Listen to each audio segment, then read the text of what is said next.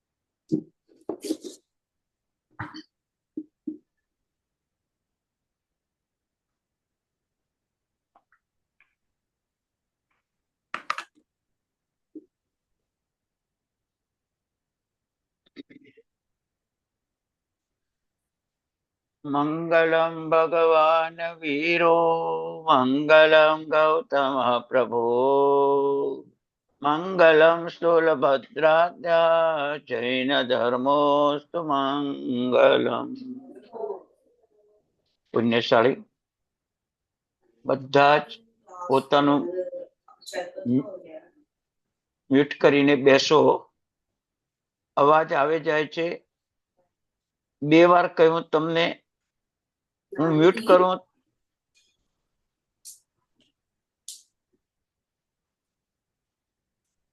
તમે કાલે નથી જવાનું છે? કેમ? બેરાસર ને? હા. ના પાડવો ચાલશે તો મને.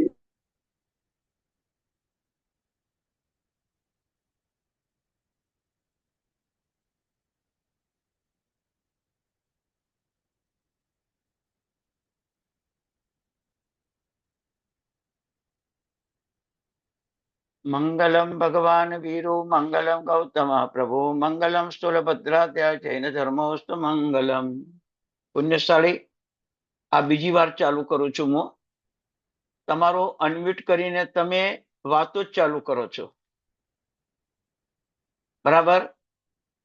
હવે અનમ્યુટ થયું ને તો અહીંથી કેન્સલ કરી દઈશું. જેનું અનમ્યુટ થયું તેનું નામ કેન્સલ કરીશું.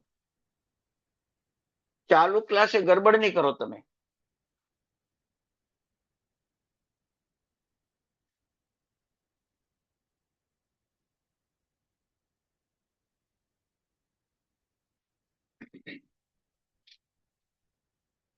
આ સંસારમાં આપણી સુખની પ્રાપ્તિ માટે દોડીએ છીએ. સુખનું કારણ જ્ઞાન છે અને આપણી સુખનું કારણ સાધન માન્યું છે કે જેટલી ભૌતિક સામગ્રી વધારે હોય એટલું સુખ વધારે, જેટલી ધન સંપત્તિ વધારે હોય એટલું સુખ વધારે, જેટલી અનુકૂળતા વધારે હોય એટલું સુખ વધારે. આ એક આપણું ગણિત છે. આ એક ભવનું નહીં. સાધુ થયા તો પણ આ જ ગણિત હતું. સાધુ થયા તો પણ આ ગણિત હતું. સુખ, સુખના સાધનો, સુખના આલંબન, અનુકૂળતા એ સુખ નથી. એ તો આગ લાગી હોય અને પાણી રેડીએ તો આગ ઓલવાઈ જાય તો એને સુખ કહેવાય કે આગ ઓલવાઈ ગઈ એ સુખ છે? આગનો નાશ થઈ ગયો. એવી રીતે તમને સુખના સાધન મળે ને એટલે દુઃખનો નાશ થયો છે, સુખ નથી. સુખ નથી, દુઃખનો નાશ થયો છે. અને દુઃખના નાશને સુખ કહો છો. સાચું સુખ તો શું છે? સાચું સુખ તો જે જ્ઞાન, દર્શન, ચારિત્ર અને એના દ્વારા ગઈ વખતે તમને દ્રષ્ટાંતો આપ્યા હતા કે જ્ઞાનનો એક લવ, જ્ઞાનની એક માત્રા બાહુબલીને કેવળ જ્ઞાન સુધી પહોંચાડી દીધા. અયમુત્તા મુનિને 9 વર્ષની ઉંમરે કેવળ જ્ઞાન મળી ગયું. વજ્ર સ્વામીને 2.5 વર્ષની ઉંમરે દીક્ષા મળી ગઈ. દીક્ષા મળી ગઈ. વિચાર કરો તમે, જ્ઞાનનો લવલેશ.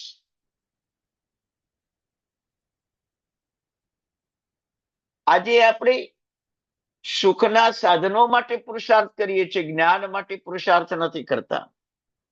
પુરુષાર્થ જ્ઞાનનો કરવાનો છે. તે પણ કેવું જ્ઞાન કે જેની અંદર અપેક્ષા પરની રહે નહીં અને સ્વતંત્ર હું જીવી શકું એવું જ્ઞાન. અત્યારે તમે ભૌતિક જ્ઞાન સ્કૂલમાં મેળવો, કોલેજમાં મેળવો, બરાબર છે, પણ પરની અપેક્ષા, નોકરી કરશો તો આટલું કમાશો, કંપનીમાં નોકરી કરશો તો આટલી સુવિધા મળશે. આ અપેક્ષા જ છે. આ અપેક્ષા જ છે. અને અપેક્ષા વાળા કેટલા સુખી થયા બતાવો? કેટલા સુખી થયા? એક કંપનીમાં 500 માણસ કામ કરતું હોય ને તો કંપની 50 માણસની સુવિધા આપે. 450 માણસ તો પોતાની જાતે જ દોડધામ કરવાની હોય. પોતાની જાતે જ દોડધામ કરવાની હોય, આવવાની જવાની. એ સુખ નથી. એ સુખ નથી. યાદ રાખજો, જ્યારે તમે કોઈ પ્રતિષ્ઠા, પ્રસિદ્ધિના શિખર ઉપર ચડી ગયા છો,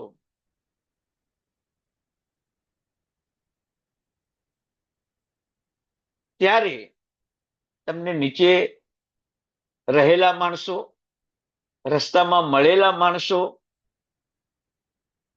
એની અપેક્ષા જ નથી તમને. અહંકાર છે, હું આટલે આવી ગયો. આજના ભણતરનો પણ આ જ અહંકાર છે. પણ જ્યારે નીચે ઉતરો ને ત્યારે એ જ માણસો તમને સામે મળે, એ જ માણસો તમને સાથ આપે. એક માણસ ઊંચાઈના શિખરે ચડી ગયો, નીચે ઉતરતો હતો. પર્વત ઉપર ચડી ગયો, નીચે ઉતરતો હતો.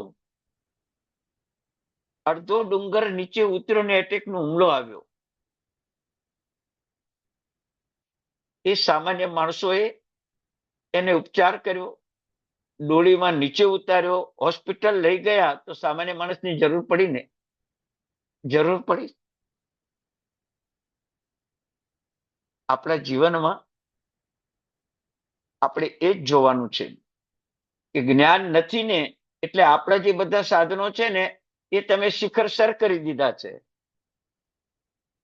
પણ જ્યારે તમારે મૃત્યુ પામશો અને શમશાને જશો ત્યારે શું થશે?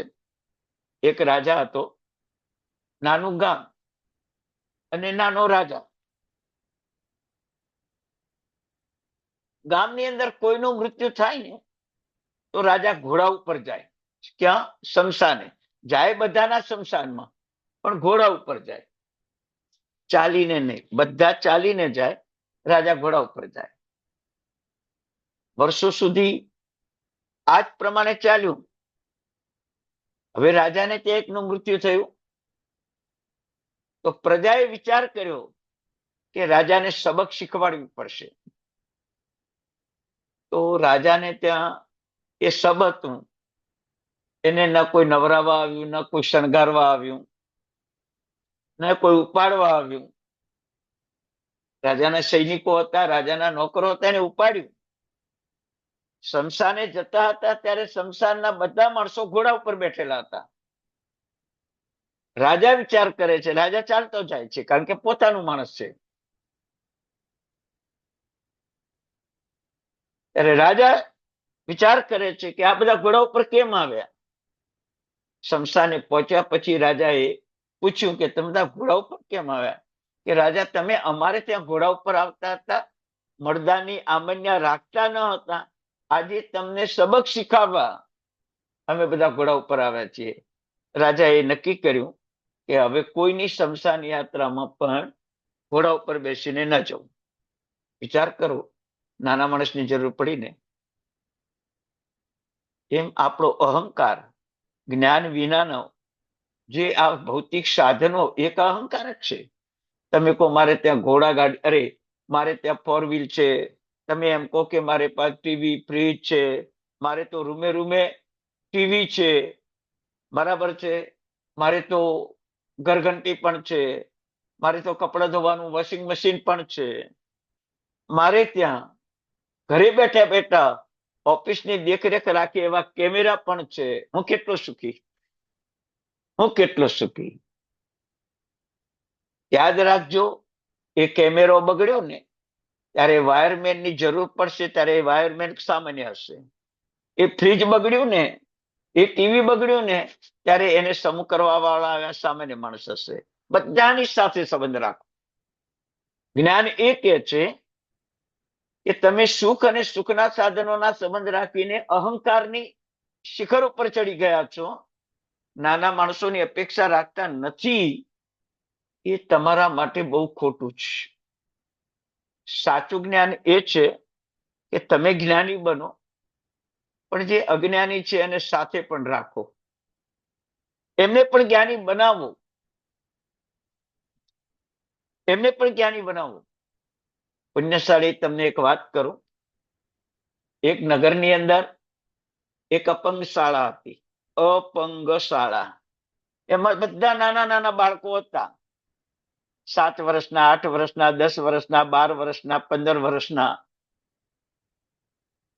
એમાં કોઈક એક વ્યક્તિ આવી અને પગે લંગડા અપંગ એવા બાળકોની દોડવાની સ્પર્ધા રાખી. વિચારજો તમે, દ્રષ્ટાંત બહુ સમજવા જેવું છે. દોડવાની સ્પર્ધા રાખી, એમાં 10 બાળકો જોડાયા. પગે લંગડા જ છે, પગે લંગડા જ છે, પણ 10 બાળકો જોડાયા.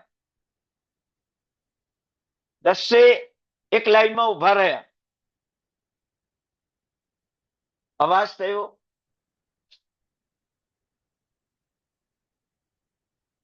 1, 2, 3 બોલ્યા, બધા જ બાળકો દોડવા લાગ્યા, પોતાના લંગડા પગે દોડવા લાગ્યા. એમાં એક બાળક પડી ગયું તો બાકીના 9 ઉભા રહ્યા. દોડ્યા નહીં, પહેલો નંબર મેળવવા માટે દોડ્યા નહીં.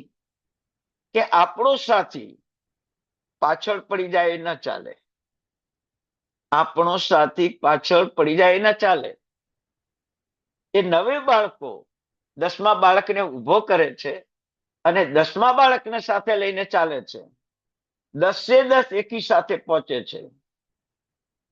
ત્યારે સ્પર્ધા કરનારો વ્યક્તિ, એટલે જેને સ્પર્ધા કરાવી હતી એ વ્યક્તિ, એમને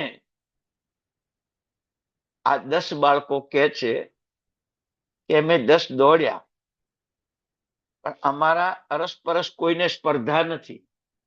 અમે સાથે રહેવા જ માંગીએ છીએ. અમારે ઇનામ માટે કરીને અમારી આંતરિક મૈત્રી ભાવ, પ્રમોદ ભાવ, આંતરિક પ્રેમ ભાવ, એકબીજાને સાથે રહેવાનો ભાવ એ ગુમાવવો નથી. એટલે એક બાળક પડી ગયો તો અમે સાથે લઈને દોડ્યા. પુણ્યશાળી, આપણે વિચાર કરજો, પરિવારનો એક સભ્ય પાછળ પડી જાય તો આપણે એને સાથે રાખીએ ખરા? તમે કહો છો ને, સુખ પરિવારમાં છે, સુખ ધનમાં છે, સુખ સંપત્તિમાં છે, સુખ બાહ્ય જગતમાં છે. બતાવો હવે આ સુખ છે? એ 10 બાળકો સ્પર્ધા કરનારને જ્ઞાન આપ્યું કે આવી સ્પર્ધા ન કરાય. આપણે તો એ સ્પર્ધામાં ચાલ્યા છીએ. જ્ઞાન મગ્નતા છે જ ક્યાં? છે જ ક્યાં? અંતરને પૂછો, સ્પર્ધા છે કે નહીં? એકવાર અંતરનો ચોપડો લખો. તમે લખશો કે મારા દીકરા બહુ કમાય છે, મારા નાના ભાઈ કરતા પણ મારી સંપત્તિ વધારે છે, મારા મોટા ભાઈ કરતા પણ મારી સંપત્તિ વધારે છે, મારા વેવાઈ કરતા પણ મારી સંપત્તિ વધારે છે, મારી યશ પ્રતિષ્ઠા અનેક ઠેકાણે છે. આવું મનમાં તમને દોડતું જશે, દોડતું જશે. આ અજ્ઞાનતા છે, આ મૂર્ખતા છે, આ મૂર્ખતા છે. પુણ્ય શ્રાવક ઝૂંપડીમાં રહેતો હતો. પ્રભુ મહાવીરે શ્રેણિક મહારાજાને કીધું કે ઝૂંપડીમાં રહેતા પુણ્ય શ્રાવક પાસેથી સામાયિક લઈ આવ, તારી નરક ટળી જશે. કોને યાદ કર્યો? કોને યાદ કર્યો? વિચાર કરો. કાર સૌરી કસાઈ 500 પાડા મારે છે, એને મારતો બંધ કરાવ, તારી નરક ટળી જશે. કોને યાદ કર્યો? અરે તારી દાસી દાન આપશે, તારી નરક ટળી જશે. કોને યાદ કર્યા? આ બધું સૈદ્ધાંતિક છે, બહુ લાંબી કથા છે, બહુ સમજવાની કથા છે. પુણ્યશાળી કે આ સંસારમાં દાસીએ આખો દિવસ દાન આપ્યું, પણ રાજાના નામે આપ્યું, પોતાના નામે ના આપ્યું. એટલે પોતાના પણ પરાયા થઈ જાય એવો આ સંસાર તમને જ્ઞાનમગ્ન ન થવા દે. રાજાને એની ચિંતા ઉભી રહી. દાસીએ કીધું મેં દાન નથી આપ્યું, તમારા ચમચાએ દાન આપ્યું છે. પુણ્યાશ્રાવક પાસે સામાયિક લેવા ગયા ત્યારે પુણ્યાશ્રાવકે એક જ વાત કરી કે સામાયિક એ વેચવાની ક્રિયા નથી, સામાયિક એ આત્માની ઉન્નતિ માટેનું એક પગથિયું છે, એને વેચાય કેમ? સામાયિક ના આપ્યું. પેલો 500 પાડા મારતો કાલસૌરી કસાઈ એ મારો ધંધો જ છે, રાજા તમે આજ્ઞા કરો કે ન કરો, પણ હું તો 500 પાડા મારીશ. બોલો, રાજ આજ્ઞાનો પણ ભંગ કર્યો. પુણ્ય શ્રાવક ધર્મ વેચવા તૈયાર ન થયો, દાસી દાન આપવા તૈયાર ન થઈ. આ સંસારની વિચિત્રતા જુઓ. દાસી પોતાની, પ્રજા પોતાની. રાજાનો હુકમ ન માન્યો, પણ રાજા ક્ષમતા વાળો હતો. ન દાસીને કાઢી મૂકી, ન કાલસૌરિકને કાઢી મૂક્યો, ન પુણ્ય શ્રાવકને કાઢી મૂક્યો. આપણે નિયમ કરો, નવકારશીનું પચખાણ તમારે ખરું, પોરશીનું પચખાણ તમારે ખરું, પણ મારો પ્રતિકાર કરે એને મારા હૃદયમાંથી કાઢી ન નાખવો, એવું માસકમણ કરતા અધિક ફળ આપનારી પ્રતિજ્ઞા તમારી પાસે ખરી? ખરી? મારો પ્રતિકાર કરે, મારો તિરસ્કાર કરે, મારું ગણિત ના ગણે, એને મારા હૃદયમાંથી એને નહીં કાઢવાનું. એને ભલે મને કાઢ્યો, પણ મારે એને નહીં કાઢવાનું. બોલો, આપું પ્રતિજ્ઞા કે હૃદયમાંથી કોઈને નહીં કાઢવા. શિવમસ્તુ સર્વ જગતા બોલીએ, પરહિત નિર્તા ભવંતુ ભૂત ગણાહ બોલીએ, ઓમ પુત્ર મિત્ર ભ્રાતૃ કલત્ર બોલીએ, શ્રી શ્રમણ સંઘર્ષ શાંતિર્ભવતુ વગેરે પાઠો બોલીએ, અને તો હૃદયમાંથી કાઢી મૂકો તમે. આ જ્ઞાન મગ્નતાનો અભાવ છે. પુણ્યશાળી, આ દોષો આપણા ઉપર હાવી થઈ ગયા છે. આ હાવી થયેલા દોષો આપણને નુકસાન પહોંચાડી રહ્યા છે. કેટલું નુકસાન છે ખબર છે? ધન્ના અને શાલીભદ્ર મોક્ષે જવાની તૈયારીમાં હતા, અને ભદ્રા માતા આવીને શાલીભદ્રને વિનંતી કરે છે કે એકવાર મારી સામે જો. એવી વિનંતી કરે છે કે શાલીભદ્ર એની સામે જોયું, ધન્નાજીએ પણ જોયું, અને એમનો મોક્ષ અટકી ગયો. 33 સાગરોપમ અનુત્તર વિમાનવાસીનો દંડ પડ્યો. મહાવિદ્ય ક્ષેત્રમાં પૂર્વ કરોડ વર્ષના આયુષ્યવાળા મનુષ્ય થશે, દીક્ષા લઈને પછી મોક્ષે જશે. કેટલી ભૂલ કરી? માતા સામે જોયું, આટલી જ ભૂલ કરી. કેટલો મોટો દંડ થયો? આ જ્ઞાન મગ્નતા હોત. રામ જ્ઞાન મગ્ન હતા. સીતાએ ઘણા નાટક કર્યા દેવ રૂપે આવીને, સાક્ષાત સીતા બની, અનેક દેવીઓ બનાવી, કામ વાસનાથી પરાજિત કરવા રામ સાધુ રૂપે કૌશકમાં ઉભા છે. ત્યારે ઘણી જ મહેનત કરી, પણ રામ તો ઉલટાના વધારે ધર્મ ધ્યાન અને શુક્લ ધ્યાનમાં જોડાય અને કેવળ જ્ઞાન પામી ગયા. સીતાએ મહોત્સવ કર્યો પછી, પણ એક વાર પછાડવા મહેનત કરી, પણ જ્ઞાન મગ્નતા હતી તો બચી ગયા. એ જ્ઞાન મગ્નતા નથી તો શું થયું? કંડરીક મુનિ ચૂકી ગયા, સંભૂતિ મુનિ ચૂકી ગયા, શિવ ગુપ્પાવાસી મુનિ ચૂકી ગયા. જ્ઞાનને બાજુમાં મૂકી દીધું, પરિણામે સંસાર વધારી દીધો. ધન્ના અને શાલીભદ્રે પણ વધારી દીધો. એટલે જ્ઞાન મગ્નતાનો યોગી બરાબર છે, એના જીવનમાં સુખની છાયા, સુખના ઓછાયા કેટલા વિશાળ છે. કહ્યું છે કે જ્ઞાન મગ્નતાના સુખનો એક અંશ જો આપણને મળે તો સાક્ષાત મોક્ષ સુખની અનુભૂતિ થાય. એક અંશ મળે તો પણ સાક્ષાત મોક્ષ સુખની અનુભૂતિ થાય. પણ જ્ઞાન ભણવું નથી, જ્ઞાન ભણવું નથી, જ્ઞાન મગ્ન થવું નથી, જ્ઞાનનો ઉપયોગ કરવો નથી. બરાબર છે. એક ભાઈ સવારમાં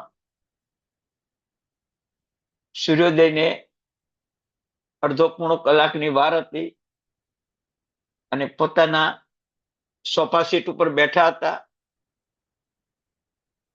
ત્યાં કર્મ પરિણતિ નામની રાણી આવી. કર્મ પરિણતિ નામની રાણી આવી. પુણ્યશાળી અવાજ કોનો આવે છે? કર્મ પરિણતિ.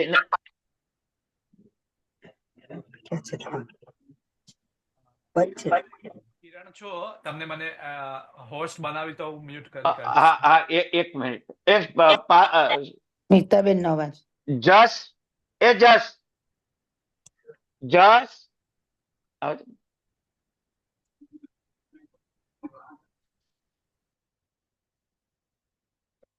આ કિરણભાઈ નો હોસ્ટ બનાવી દેજે.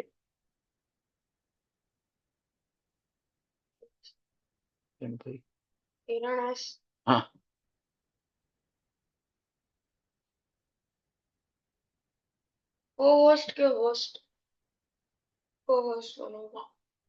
કોઈ બી ચાલશે, બંનેમાંથી કોઈ બી ચાલશે. હા. બસ આ છે.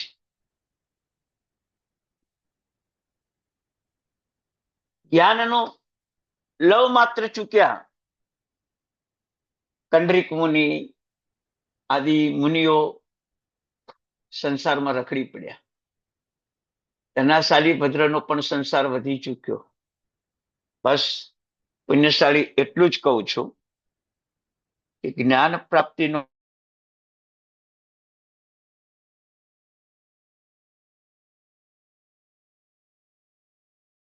સાહેબજી, તમને અનમ્યુટ કરવું પડશે.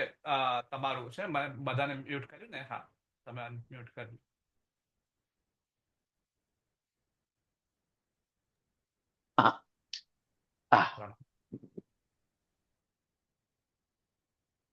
પેથળ શાહ રાજકાજમાં એટલું બધું કામ રહેતું હતું, ભણવાનો ટાઈમ નતો રહેતો. ગુરુ કે ભણ,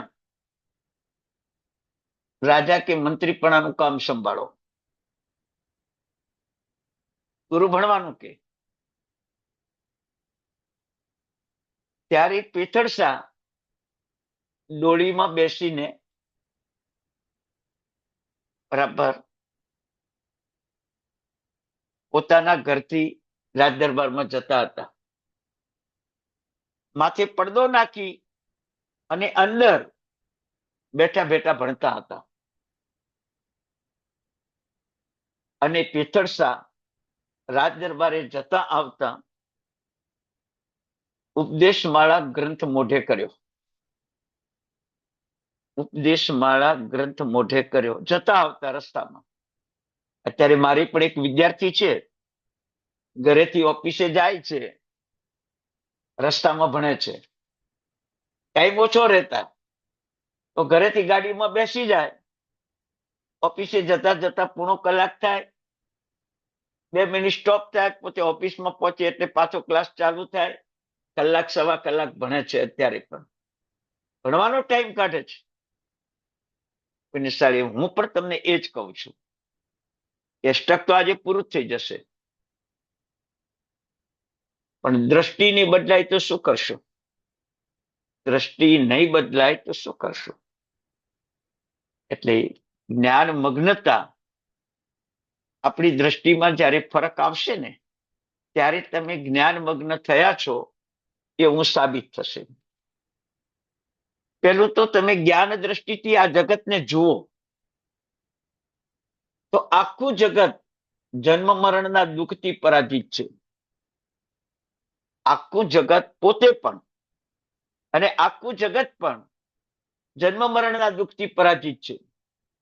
તાવ આવો તો 2 દિવસમાં મટી જશે, માથું દુખવું તો કલાકમાં મટી જશે, પેટમાં દુખવાનું પણ 2 દિવસમાં મટી જશે, પણ જન્મ મરણનું દુઃખ કોઈ ભવમાં નહીં મટે.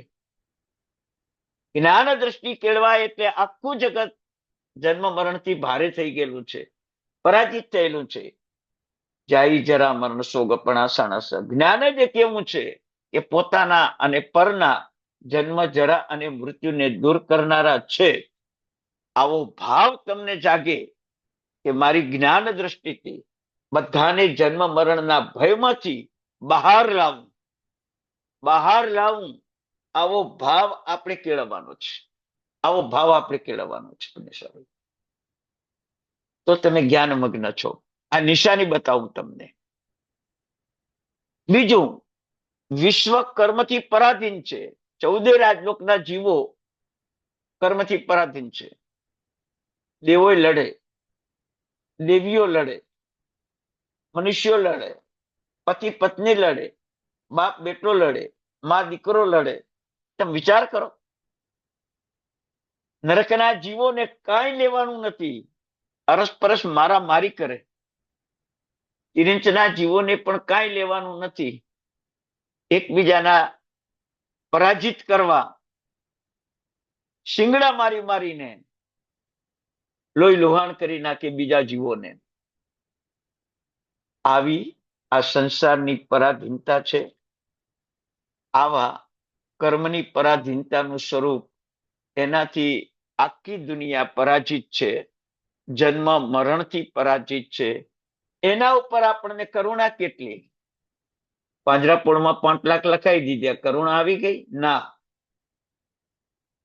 પહેલું તો તમારા પરિવારમાં, તમારા સમાજમાં આવી કરુણા દ્રષ્ટિ કેળવો, પછી 5 લાખ પાંજરાપોળમાં લખાવજો.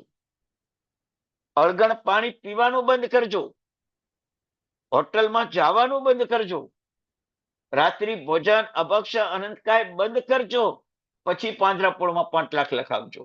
તો લેખે લાગશે, નહીં તો નિષ્ફળ જશે.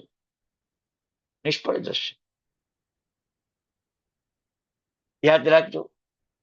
પાંજરાપોળમાં જીવો કયા આવ્યા? એક તમને કર્મની થિયરી બતાવું. જેણે ધર્મ નથી કર્યો એ જ પાંજરાપોળમાં આવ્યા છે, અને એને તમે ખવડાવો છો તમારી દયા કરુણાને પ્રગટ કરવા. બરાબર? તમે તમારો ઓફિસનો ધંધો કેવળ મેનેજર ઉપર છોડ્યો? 12 મહિને પણ ઓફિસે જાઓ ખરા કે દરરોજ જાઓ?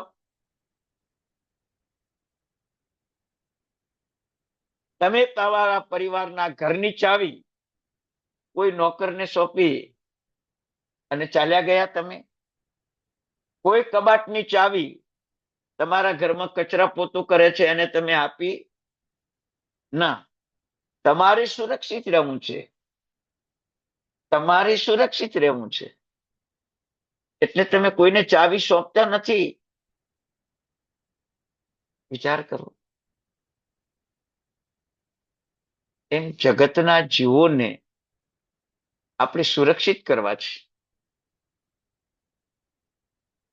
તમે બધું ભગવાનને સોંપી દો, ભગવાનને જેમ કરવું એમ કરે, એ ના ચાલે. જવાબદારી આપણી છે. ભગવાન તો મોક્ષે પહોંચી ગયા છે. આપણે કરુણા દ્રષ્ટિ કેળવવી છે કે આ લોકોને જન્મ મરણથી, રોગ શોક ભય ઉપદ્રવથી, કર્મની પરાધીનતામાંથી બહાર લાવવા છે. એના માટે પેલું મારે જ્ઞાની બનવું પડશે ને. એના માટે મારે પેલું જ્ઞાની બનવું પડશે. જ્ઞાની બનીશ તો જ બીજાને બચાવી શકીશ. બાકી તો તમારી પાસે દાન આપવાની જગ્યા કેટલી છે? 5 કરોડ તમારી પાસે, તમે 4 કરોડ દાનમાં આપી શકશો. કેટલું કામ થશે? 200 કરોડ છે, 199 કરોડ દાનમાં આપશો, કેટલું કામ થશે? આજે એવા દાનેશ્વરીઓ છે કે 2% પોતાની સંપત્તિ, 5%, 10% રાખીને 90% સંપત્તિ દાનમાં આપનારા આજે અજૈન લોકો પણ છે. એમને એટલી કરુણા ભાવના છે કે લોકો સાચું જાણે અને દુઃખ મુક્ત થાય. આપણે પણ એ જ વાત છે, સાચું જાણે અને દુઃખનું કારણ, જે સુખ અને સુખના સાધનો દુઃખનું જ કારણ છે. ભવ્ય મહેલ દુઃખનું કારણ, 7 માળની હવેલી દુઃખનું કારણ, શાલીભદ્ર એમને એમ છોડી. 32 પત્ની દુઃખનું કારણ, એમને એમ છોડી. રાજાના ખોળામાં બેસવું પડ્યું દુઃખનું કારણ, એમને એમ સંસાર છોડ્યો. સંસારની દરેક વસ્તુ દુઃખનું કારણ શાલીભદ્ર સમજી ગયા અને દીક્ષા લીધી. દીક્ષા લીધી. તમને એ સમજ ખરી કે મારું ઘર એ દુઃખનું સાધન છે? પણ તમે તો તીર્થયાત્રાએ ગયા પછી ઘરે આવો એટલે કે મારું ઘર સુખનું સાધન છે. આટલો સંતોષ માનો છો તમે? અજ્ઞાનતા છે. બરાબર છે. જ્ઞાન પ્રાપ્તિ આવે એટલે ઉપશમ ભાવ આવે. ઉપશમ ભાવ એટલે કોઈ આપણા ઉપર ક્રોધ કરે ને તોય આપણે ક્ષમા આપીએ. કોઈ આપણી સામે અભિમાન કરે ને તો આપણે એને નમ્રતાથી સ્વીકારી લઈએ. કોઈ માયા કપટ કરીને આપણને છેતરે ને તો એને છોડી દઈએ. કોઈ લોભ કરે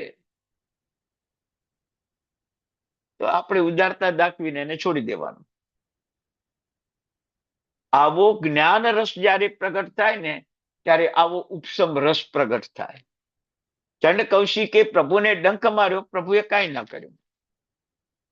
ગોશાળાએ તેજો લેસ્યા છોડી, પ્રભુએ કાંઈ ના કર્યું. સંગમે 6 મહિના ઉપસર્ગ કર્યા, પ્રભુએ કાંઈ ના કર્યું. અનાર્ય ક્ષેત્રમાં લોકોએ પરેશાન કર્યા, પ્રભુએ કાંઈ ના કર્યું. ગંગા નદી ઉતરતા ઉપસર્ગો આવ્યા, પ્રભુએ કાંઈ ના કર્યું. કેમ ના કર્યું? પ્રભુ શક્તિશાળી ના હતા? અંગૂઠાથી મેરુ પર્વત હલાવનારા, અત્યારે પ્રભુ ચૂપ કેમ છે? સમતા રસ છે.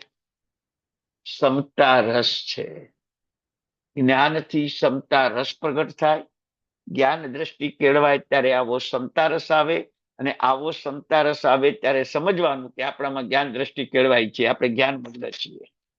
સર્વજીવો ઉપર જન્મ મરણની કરુણતા આવે અને એ કરુણા તમને દેખાય અને એમાંથી મુક્ત કરવાની ભાવના થાય ત્યારે તમે સમજો કે તમે જ્ઞાન દ્રષ્ટિ કેળવી છે. ત્યારે તમે જ્ઞાન દ્રષ્ટિ કેળવી છે. ત્યારે તમે જ્ઞાન મગ્ન છો. બરાબર? વળી જ્યારે જગતના સર્વ જીવોમાં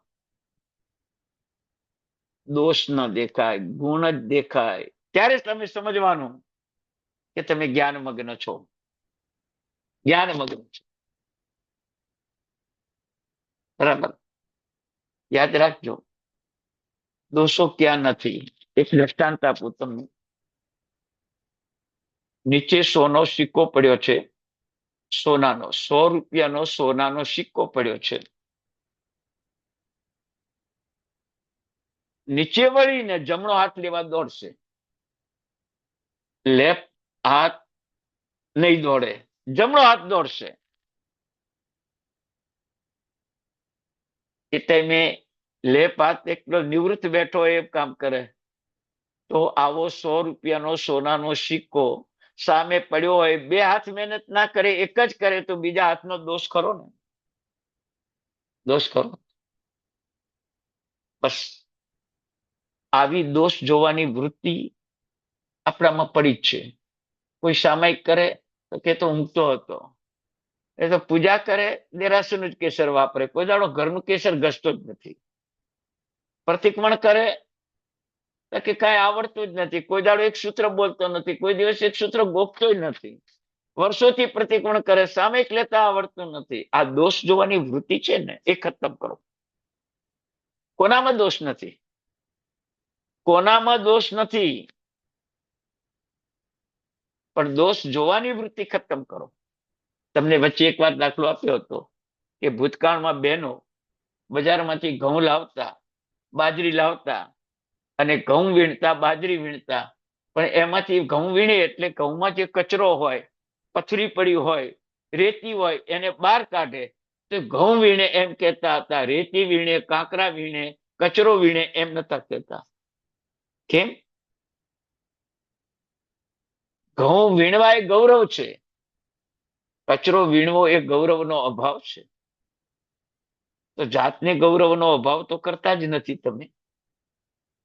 એવી રીતે કોઈનામાં દોષ જોવાને એ આપણી ગૌરવતાનો અભાવ છે. કોઈનામાં ગુણ જોવા એ આપણી ગૌરવતાનું ગૌરવ છે.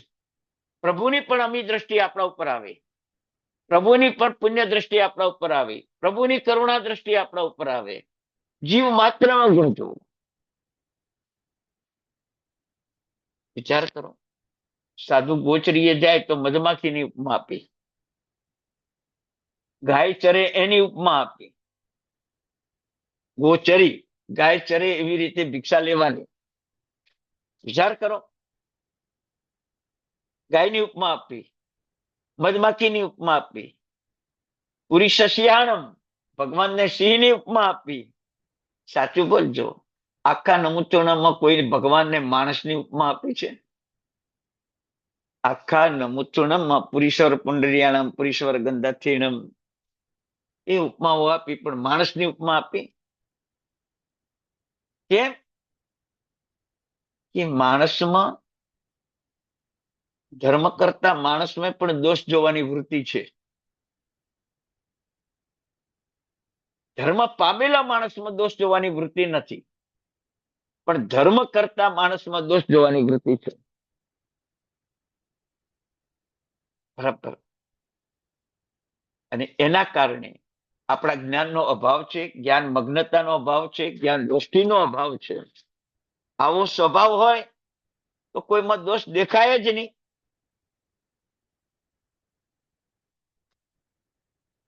હવે તમે કદાચ મિટ્ટી મેં સૌ ભૂયેશું એ શબ્દ બોલતા હશો, બરાબર છે? એનો અર્થ શું? એનો અર્થ શું? મધમાખી સાથે મિત્રતા કરી તમારી? કાળો સર્પ કે લાલ સાપ એની સાથે મિત્રતા કરી તમારી? બોલો તો ખરા, મિટ્ટી મેં સૌ ભૂયેશું. સિંહ સાથે તમારી મિત્રતા કરી?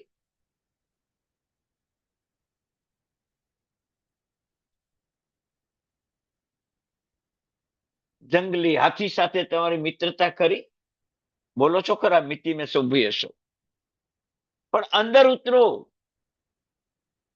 હાથી પણ જંગલમાં જતા મને ઉપસર્ગ કરે તો હાથીનો પ્રતિકાર ન કરવો, એનું નામ મિટ્ટી મેં સૌ ભૂયેશું.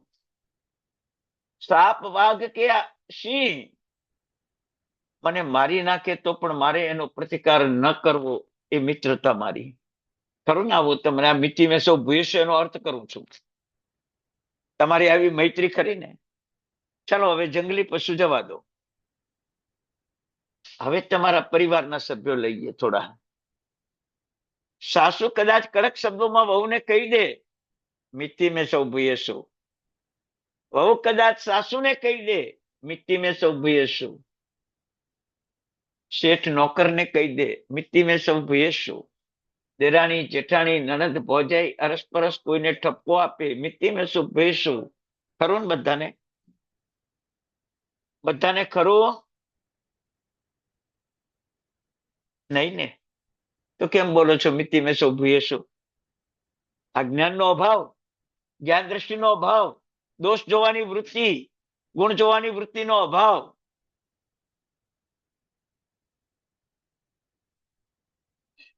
જ્યારે ગોશાળાએ પ્રભુ ઉપર તેજો લેશિયા છોડી, પ્રભુને લોહીના ઝાડા થઈ ગયા. ગૌતમ સ્વામીને બોલાવીને કહે છે કે જા તું ગોશાળાને સમજાઈ આપ, હજી એનામાં લાયકાત છે મોક્ષે જવાની, તું એને સમજાઈ આપ. ગૌતમ સ્વામી સમજાવવા જાય. ગોશાળો પ્રભુ પાસે આવે, પાપનો એકરાર કરે, પોતાના ખોટા મતને છોડી દે, પોતાના શિષ્યોને પણ છોડાવી દે. વિચાર કરજો.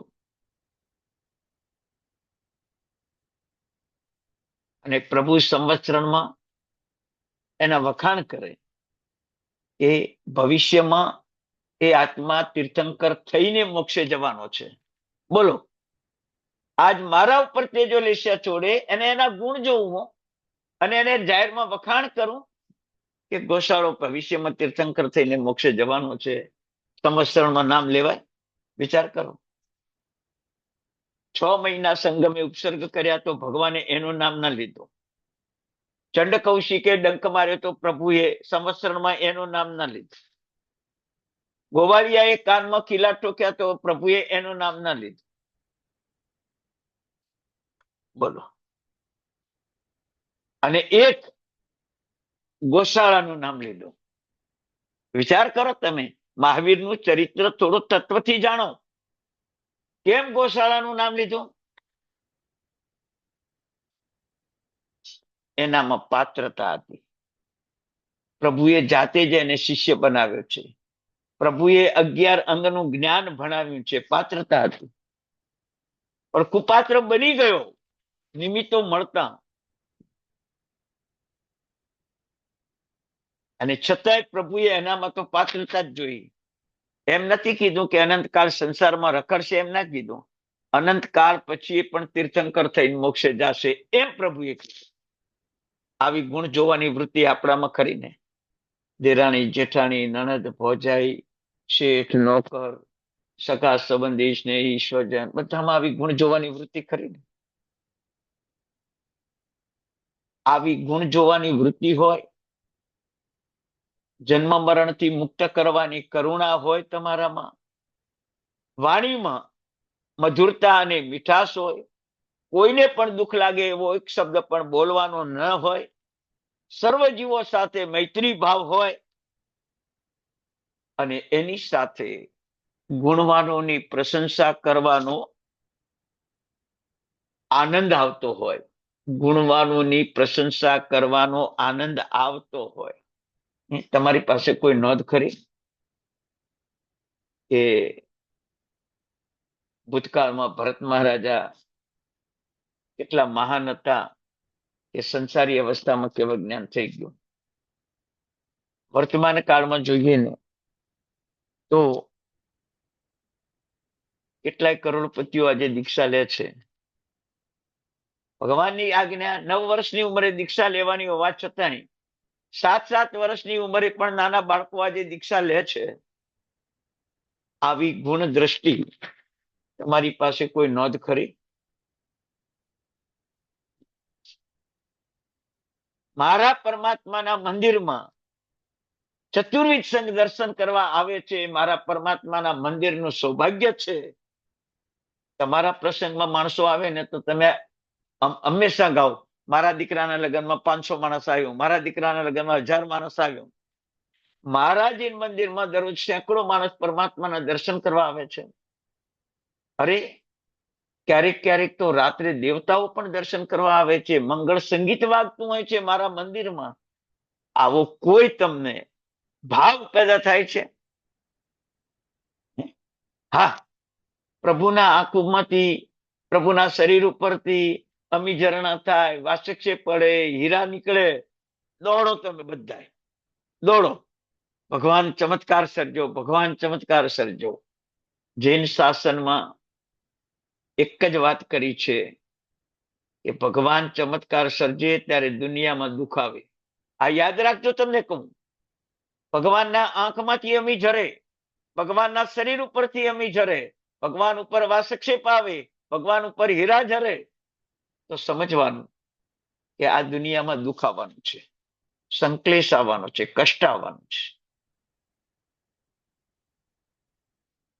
પણ તમે ચમત્કાર માનીને પ્રભુનો પ્રભાવ, પછી શંખેશ્વરે દોડો, નાગેશ્વરે દોડો.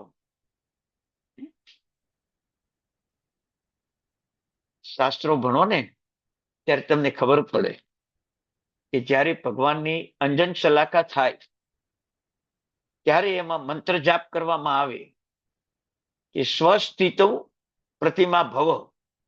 આ પ્રતિમા પોતાના સ્વસ્થિતિમાં રહો, ન કોઈ ચમત્કાર સર્જો, ના કોઈ વિભાવ દશામાં જાઓ. જે પ્રતિમા જે રીતે સ્થિત છે એ જ પ્રતિમા એ જ રીતે સ્થિત રહો. તમે વિચાર કરજો.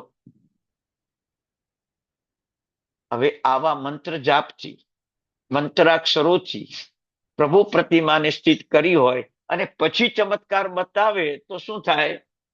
પણ તમને આ જ્ઞાન નથી.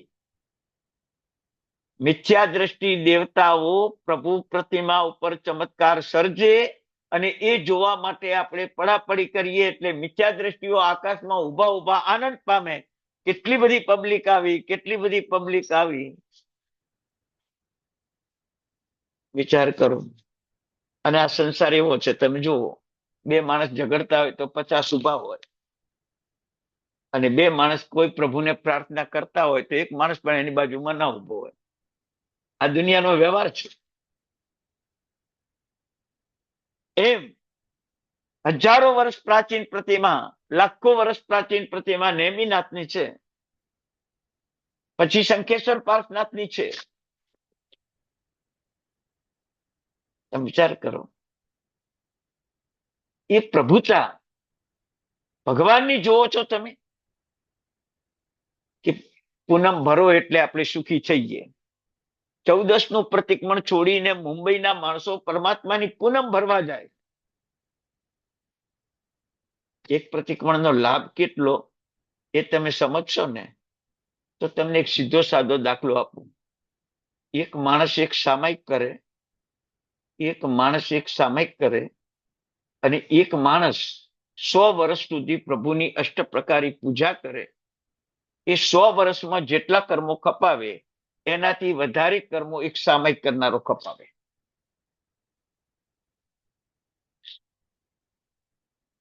વિચાર કરો તમે. પ્રભુ પૂજા ન કરવી એવું નથી કહેતો, અષ્ટપ્રકારી પૂજા કરવાની જ છે આપણે. પણ સત્ય સમજો,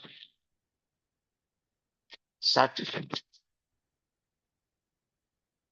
પ્રભુ પૂજા કરવાની જ છે, પણ છતાં એમાં વિકલ્પ મૂક્યો છે કે બહેનોની અમુક સ્થિતિ હોય ત્યારે પૂજા નહીં કરવાની.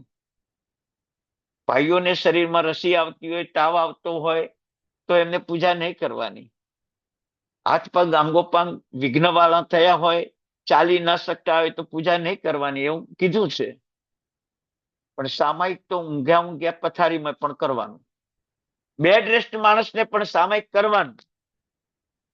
વિચાર કરો. આવો ધર્મ સમજમાં ક્યારે આવ્યો આપણને? અને ક્યારે આવો ધર્મ સમજ્યા આપણે? પ્રભુ પૂજા કરી એટલે આપણો મોક્ષ થઈ ગયો. ઉપસર્ગાક્ષેમેન્તી છિદ્યંતે વિઘ્ન વલય મન પ્રસન્નતા મેથી. પૂજાનું ફળ આટલું બતાવ્યું છે. હા, તમારી ભાવ પૂજામાં તમે જતા રહો તો રાવણે તીર્થંકર નામ કર્મ બાંધ્યો. હીરા કઠિયારાએ મોક્ષ નક્કી કર્યો. તમારી પૂજાનું મહત્વ કેટલું, તમારા પૂજાના ભાવો કેટલા? જ્ઞાન દ્રષ્ટિ નથી. હમણાં જળ પૂજાનો તમને પૂછું પ્રશ્ન કે જળ પૂજાનો લાભ શું?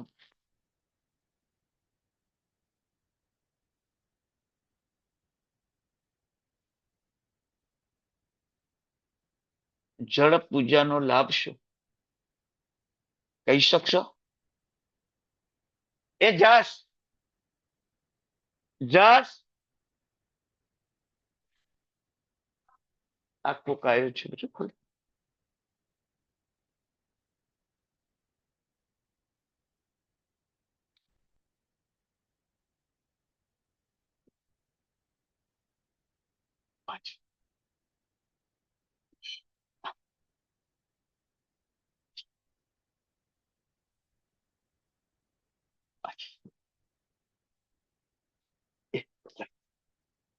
જળ પૂજાનો લાભ શું?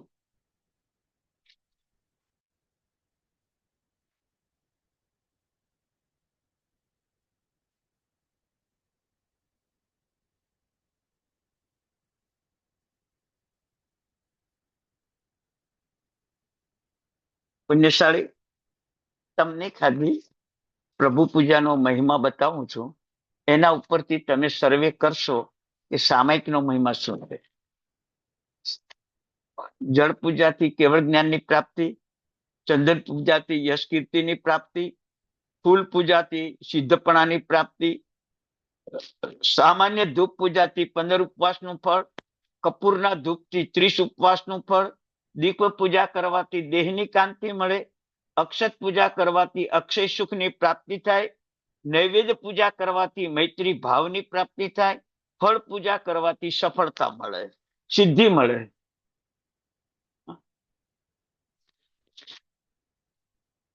તો સફળતા સિદ્ધિ મળે. વાસક્ષી પૂજા કરવાથી વિશ્વ વિખ્યાત બનાય, વસ્ત્ર પૂજા કરવાથી જગતમાં આભૂષણ રૂપ બનાય, પૂજન ભણાવવાથી દેવતાને પણ પૂજ્ય બનાય, સ્તુતિ કરવાથી વખાણવા લાયક બનાય, આરતી મંગળ દો ઉતારવાથી મોક્ષ લક્ષ્મી અને યશ લક્ષ્મી પ્રાપ્ત થાય, નમસ્કાર કરવાથી સૌરોને વંદન કરવા લાયક થવાય, દેરાસરમાં રથ આપવાથી ચક્રવર્તી પણ મળે, પોખણાથી પોખવાથી કર્મરથ ટળે, ઘોડાનું દાન કરવાથી લક્ષ્મી પ્રાપ્તિ થાય, હાથીનું દાન કરવાથી સુંદર સ્ત્રી મળે, પંચામૃતથી અભિષેક કરવાથી 1000 ગાયોની પ્રાપ્તિ થાય, ચંદરવો છત્ર સિંહાસન ચામર ધજા આ પ્રભુના દરબારમાં મૂકવાથી અનુત્તર વિમાનવાસીપણું અને સિદ્ધપણું પ્રાપ્ત થાય, કળશ પ્રભુને મૂકવાથી મંદિરમાં પીડા ન પામે, દુઃખ ના આવે, આધિ વ્યાધિ ઉપાધિ ના આવે, કેન્સર ટીબી જેવા રોગ ન થાય કળશ મૂકવાથી, આંગી કરવાથી તમે વિશ્વમાં શૃંગાર રૂપ બનો, ગામનગર અર્પણ કરવાથી ચક્રવર્તી પણ મળે. આવા પ્રભુ પૂજાના ફળો છે પુણ્યશાળી, આવા પ્રભુ પૂજાના ફળો છે. આપણે શું કર્યું? આ પૂજા તો કરે જ છે દરરોજ, પણ કોઈ સમજ નથી, જ્ઞાન દ્રષ્ટિ નથી કે આ શાના માટે છે. છેલ્લે કહ્યું છે કે પ્રભુ પૂજાનું આ ફળ પણ મારે જોઈતું નથી, મારે મોક્ષ સિવાય કાંઈ જોઈતું નથી. છેલ્લે એ બતાવ્યું છે. પણ અત્યારે તમને જ્ઞાન દ્રષ્ટિમાં આ ગુણવત્તા તમારામાં ખરી. નવ અંગની પૂજાના દુહામાં પણ આ મહત્વ છે, અષ્ટ પ્રકારી પૂજામાં પણ આ મહત્વ છે, જીન મંદિર, જીન પ્રતિમા, જીન સ્તુતિ એમાં પણ આ મહત્વ છે. તમે એકવાર સાંભળશો ને તમારા રૂવાટા ખડા થઈ જશે. આટલી પ્રભુ પૂજાનો મહિમા હોવા છતાં સામાયિકનો મહિમા વધારે, સામાયિકનો મહિમા વધારે. પુણ્યશાળી, તમે વિચાર કરો. આપણને આ દોષ દ્રષ્ટિ છે તો કે દેરાસરના ફૂલ ચડાવે ને દેરાસરનો ધૂપ ને દેરાસરનો દીવો. ભાઈ તમે એટલું તો કરો. એ એટલું એ કરે છે ને, એના મનમાં એક સારા ભાવ જાગ્યા છે. એક કબૂતર બીજા કબૂતરને બોલાવીને, એક કાગડો બીજા કાગડાને બોલાવીને બીજાનું જ ખવડાવે છે. કાગડો પોતે કાંઈ લાવતો નથી, પણ કોઈ મૂક્યું છે ખાવાનું તો 10 કાગડાને બોલાવી પછી ખાશે. તો એ કાગડો સારો ખરો કે નહીં? એમ કદાચ દેરાસરના દ્રવ્યથી પૂજા કરે તો પણ સારો છે, કરવાની છે સ્વદ્રવ્યથી પૂજા. પણ એકવાર એનામાં સંસ્કાર પડે એવી ગુણવત્તા લાવવા માટે આપણે એવી ગુણ દ્રષ્ટિ કેળવવાની છે. કોઈમાં દોષ ના જોવો, કોઈમાં દોષ ના જોવો, બસ બધામાં ગુણ જોવો. તો આ જ્ઞાન મગ્નતા કહેવાશે પુણ્યશાળી, આ જ્ઞાન દ્રષ્ટિ કહેવાશે, અને આ જ્ઞાન દ્રષ્ટિથી આત્માનું હિત થશે. આવી જ્ઞાન દ્રષ્ટિ કેળવાશે એટલે શું થાય તમને ખબર છે ને? બોલો, કોઈ પણ કંપનીમાં શેઠને વધારે દોડવાનું કે મેનેજરને વધારે દોડવાનું? મેનેજરને વધારે દોડવાનું કે આસિસ્ટન્ટને વધારે દોડવાનું? આસિસ્ટન્ટને વધારે દોડવાનું કે નીચેના માણસોને વધારે દોડવાનું? નીચેના માણસોને વધારે દોડવાનું કે મજૂરોને વધારે દોડવાનું? કોને વધારે દોડવાનું? મજૂરો ઘણું દોડે તો પણ શેઠ કરતા ઓછું મેળવે. માણસો 10-10 કલાક કામ કરે, શેઠ કરતા ઓછું મેળવે.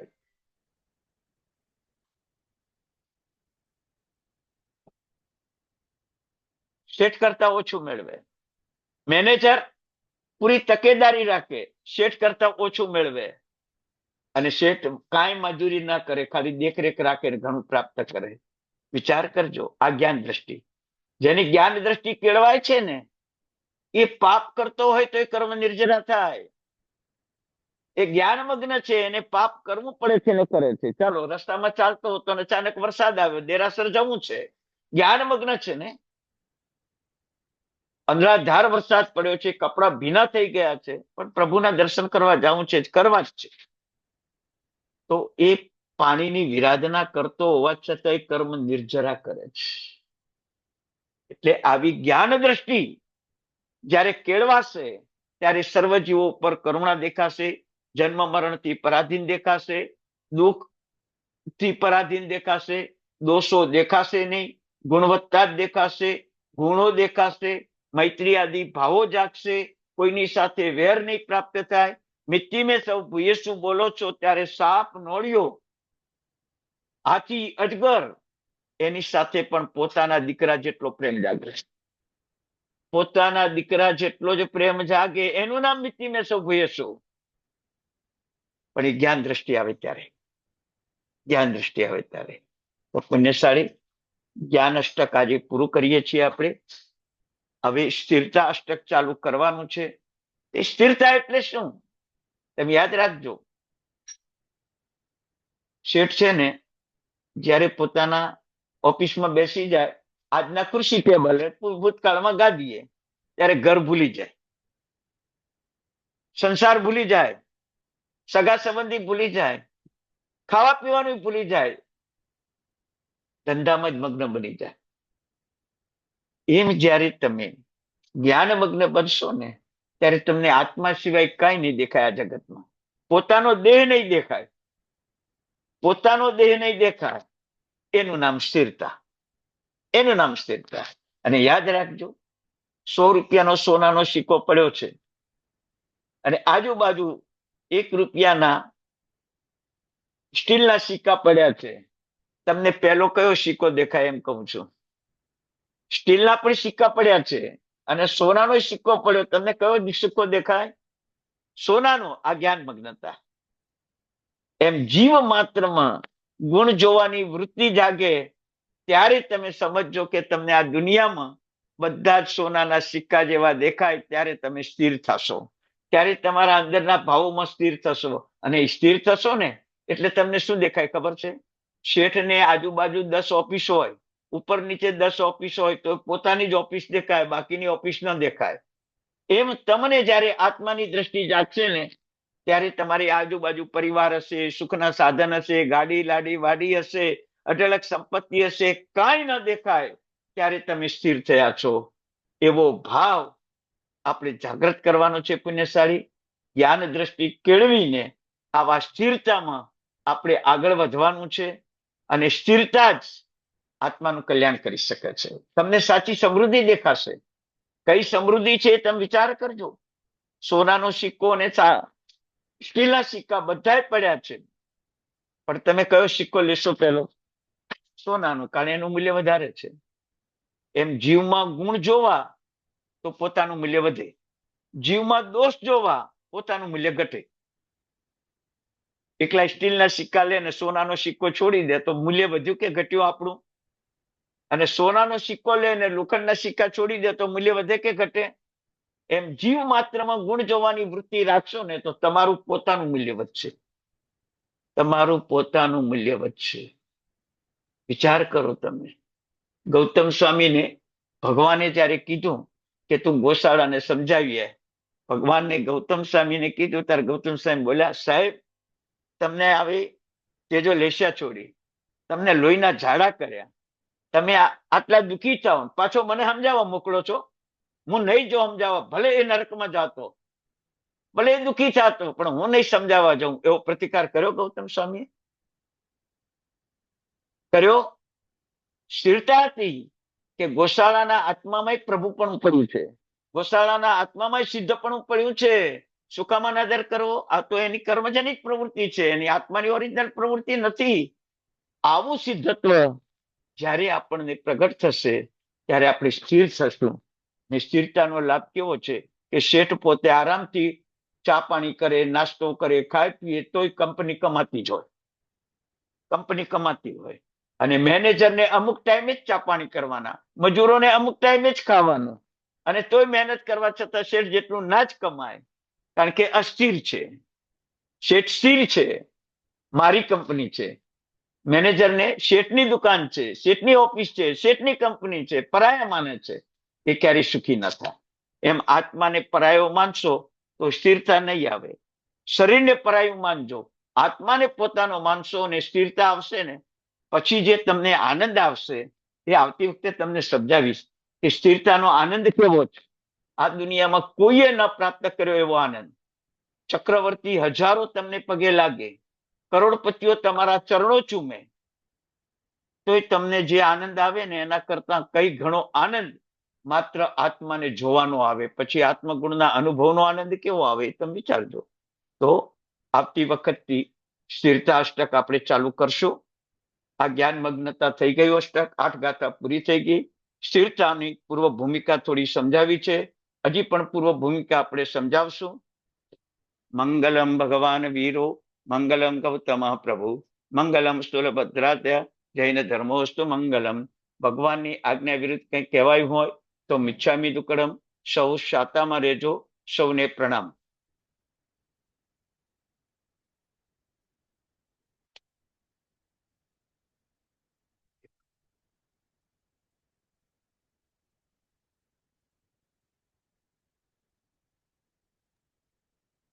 સાહેબજી તમે કઈ ગોતો છો?